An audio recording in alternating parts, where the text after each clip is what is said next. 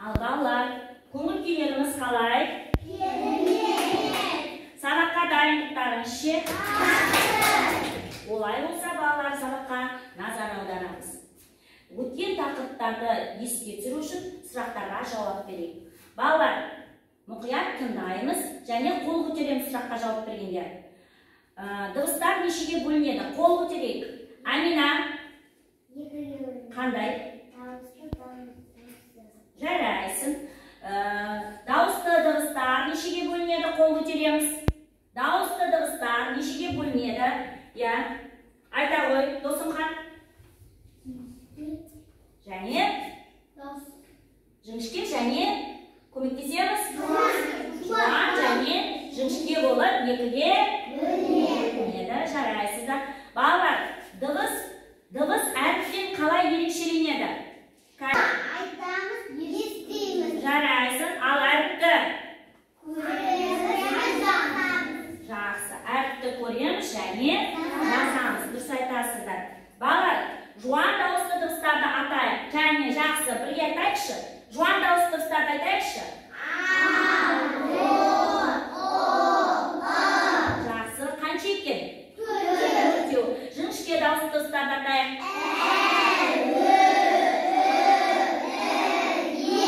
Олар қанша? Жарайсыздар балалар. Енді сіздерге мынадай сұрақ. Балалар, сөздің ішіндегі дауысты дыбыстар жіңішке болса, бұл сөздер қалай айтылады? Жіңішке айтылады. Мысалы, терезе деген сөз қалай айтылады сөз? Неге? Себебі сөзде жіңішке дауысты дыбыс бар. Жарайсыздар. Ал егер сөздер жуан айтылатын болса, онда ішіндегі дауысты дыбыстар қандай болғаны? Жуан болған екен. Дұрыс айтасыздар. Жарайсыздар балалар. Енді экранға назар аударамыз. Балалар, сіздерге көріне ме сурет? Сіздер қалай ойлайсыздар? Бұл қай қала? Тау жиегінде орналасқан қай қала болуы мүмкін? Тағы да ойланамыз мұқият. Әрине, бұл Алматы қаласы. Бұл еліміздің ең әсем, ең әдемі, жасыл желекті тау бауырындағы әсем қала. Балалар, әлемдегі ең биік мұнара осы Алматы қаласында орналасқан. Және біз Алматы қаласын балалар су бұрқақтар қаласы деп айтамыз. Өйткені бұл қалада 152 су бұрқақ бар екен. Және жер асты жолы бар осы Алматыда. Сонымен қатар балалар, тұрғындар олар 2 жыл мезгілін байқай алады. Мысалға, таудың басында қалың қар, мұз жататын болса, таудың жиегінде балалар, қарап отырсыздар ма?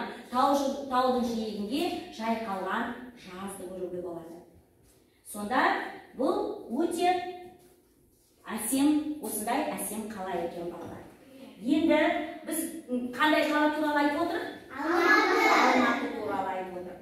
Енді балалар, бәрімізде келесі тапсырмамызды бүгін біз сабағымызды ары қарай жалғастырамыз, буын тақырыбын ары қарай жалғастырамыз балалар.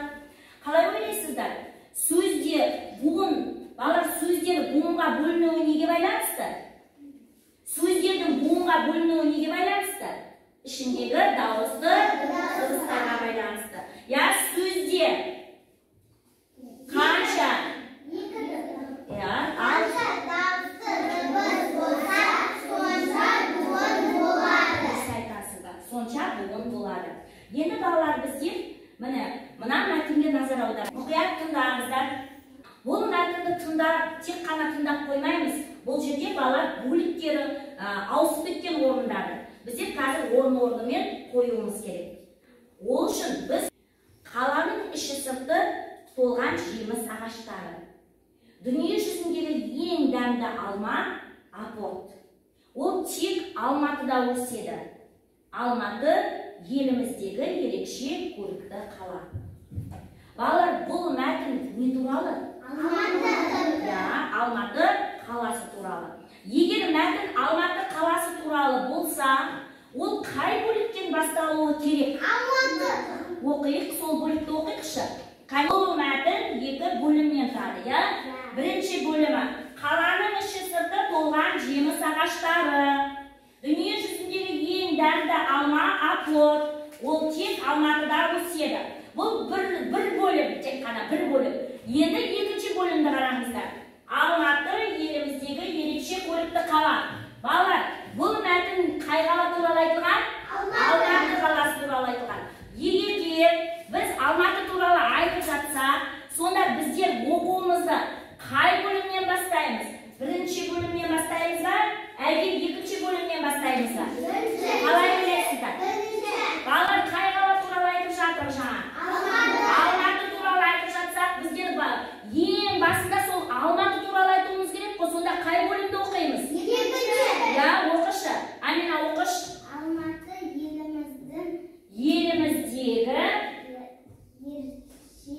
ерекше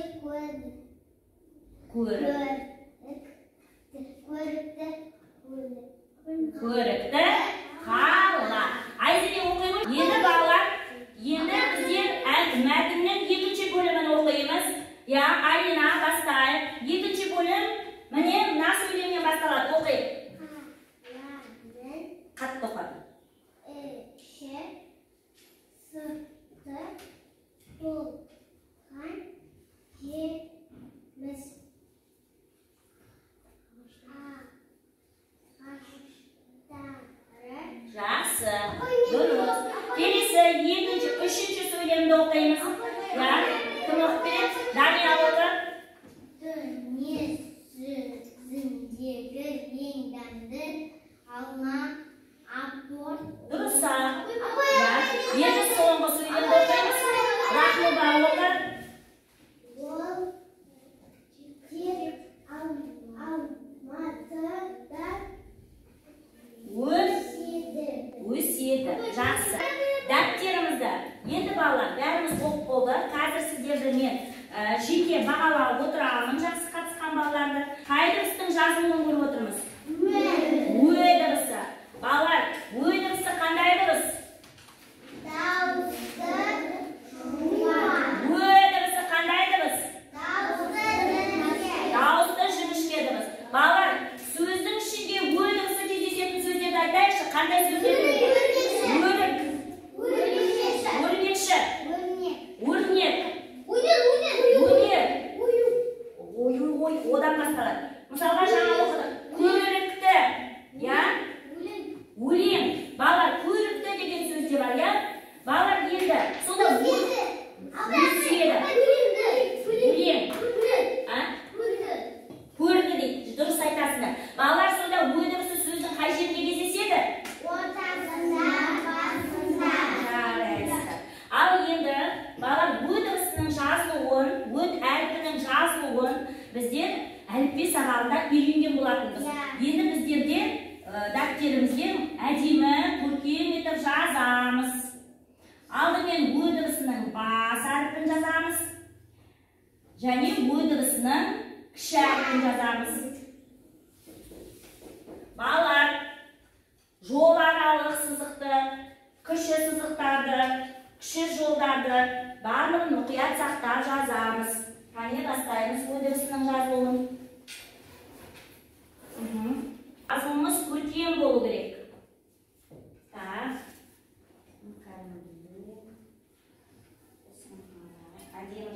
Балалар, кеудемізді тік ұстаймыз. Дәптерімізді көлбеу қоямыз. Жол аралық сызықтарды мұқият сақтаймыз.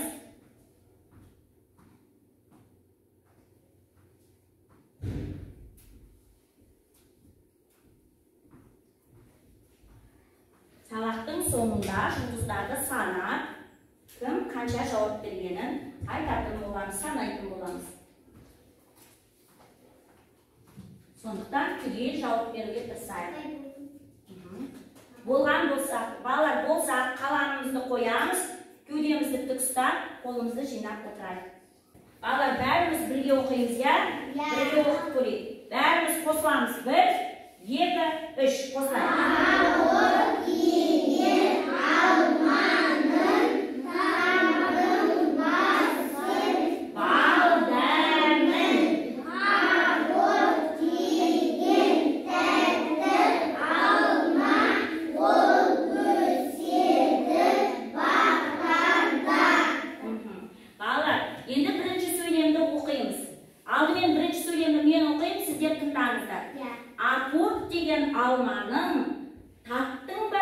бал дәмін. Балалар, бұл сөйлемнің соңында қандай тыныс белгі тұр? Не тұр бұл сөйлемнің соңында? Сұрақ. Яғни мен сіздерге сұрақ қойдым. Оған жауап оқиық. Кәне біз жауапты оқиық. Апорт деген алма ол өседі бақтарда. Сонда балалар, апорт деген қайда өседі екен? Бақтарда өседі екен. Апорт деген не? Алманың түрі екен. Ол қай қалада өседі? Алматы қаласында өседі. Дұрыс айтасыздар. Енді сіздерге келесі тапсырма. Келесі тапсырма. Қане, біз шеңбер ішінде, балалар қараңыздар. Шеңбер ішінде, сіздерге шеңбердің ішінде негізгі буындар тұр, және сыртындағы буындармен қосып сөз құраймыз. Түсініктіме? Және осы құраған сөздердің барлығын емес, ішіндегі тек 5-еуін немесе 6-ауын жазу жолына дәптердің 3-ші жаттығу деген жеріне жазамыз. Түсіндіңдер ғой, мұқият жазу жолына орналастырып жазамыз. Қане, бәріміз оқиық. Оқулықта бар ма, таптық па? Бірінші қандай сөз шығады? Дәптерімізді алдымызға аламыз. Кеудемізді тік ұстаймыз. Қолымызға қалам аламыз. Бірінші азат жолды белгілейміз. Азат жолды белгілеп нүкте қойып аламыз. Бірінші сөзді қалай жазамыз, балалар? Бас әріппен жазамыз. Жазу жолына жазып қойып. Қала. Басып жазып. Дәптерді дұрыс байланыстырамыз. Қала.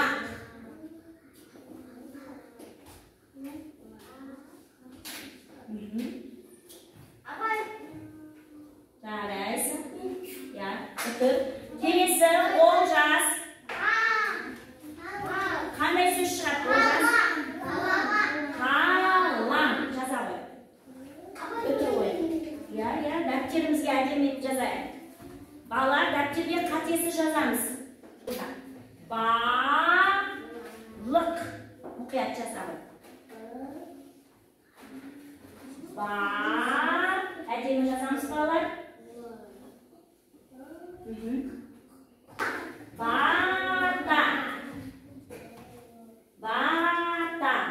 Бата деген не, балалар? Бата деген ол не?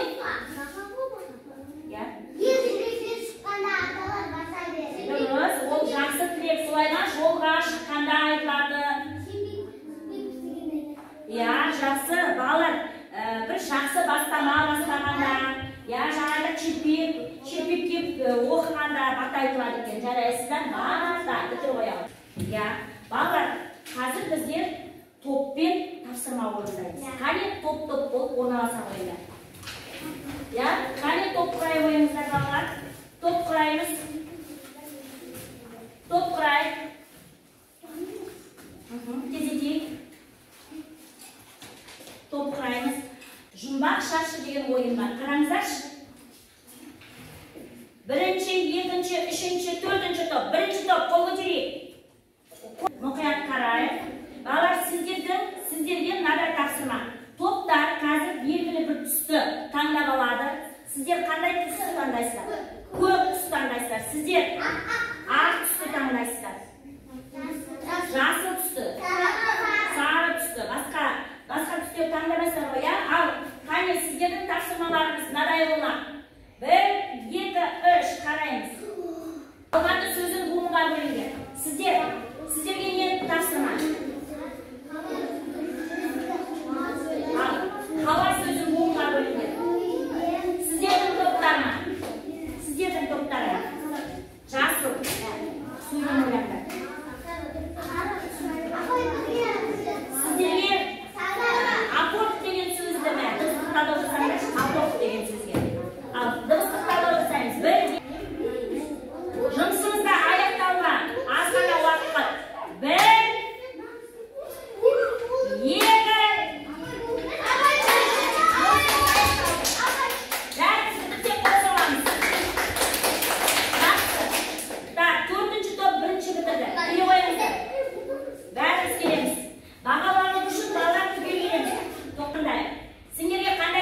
берілді? Не істеу керек? Алматы деген сөзді ал бөлеміз. Неше буын? Неге?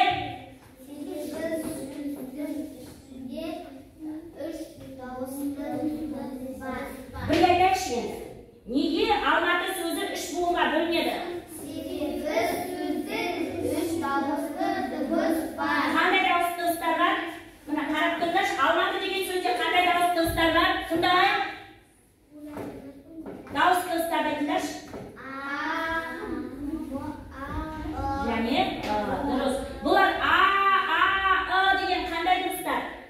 Қандай дауысты дауыстар? Жуан ба, жіңішке ме? Жуан дауысты дауыстар. Отыра қойыңдар. Сіздердің әрқайсыларына бір-бір жұлдыздан беремін. Бір-бір жұлдыздан беремін. Келесі сіздер тыңдайық. Сіздер бағалайсыздар ғой. Ал айта қойыңдар. Батыр сөзіне сөйлем тұрады. Ал айтайық. Қандай сөйлем жаздыңдар? Бірінші қандай? Мен батыр боламын дейді. Мынау не жаздыңдар сіздер? Сөз жаздыңдар ма? Балалар, мынау мен батыр боламын деген не ол? Сөйлем неше сөзден тұрады? Ja, 3 сөзден тұрады екен. Сөйлем аяқталғасын не істер? Бірінші сөздің қалай жаздыңдар?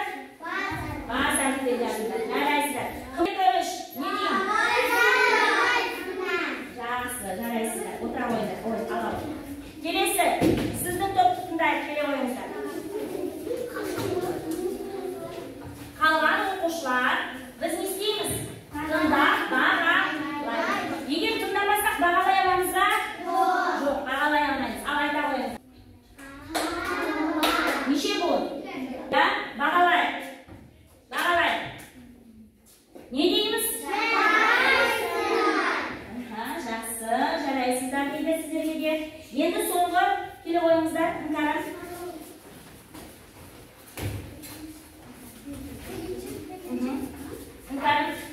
Көрдіңіздер. Енді қазір өзіміздің бүгінгі сабаққа рефлексия жасаймыз балалар. Бүгінгі жұмысымызды балалар бағдаршам арқылы бағалайтын боламыз. Егер де бүгінгі сабақ сіздерге түсінікті болса, барлық тапсырманы жақсы, қатесіз орындаса, онда біздер бағдаршамның жасыл көзіне жаздырамыз, қолымыздағы стикерді. Егер де кейбір тапсырмаларды орындамаса, қалып қойса, сары түске жаздырамыз. Егер мүлдем ештеңе орындамасақ, онда қызыл түске орындаймыз. Бірінші тазыңдар. Екінші топ келе қойыңыздар. Сен не түсінбедің бүгінгі сабақта? Не түсінбедің?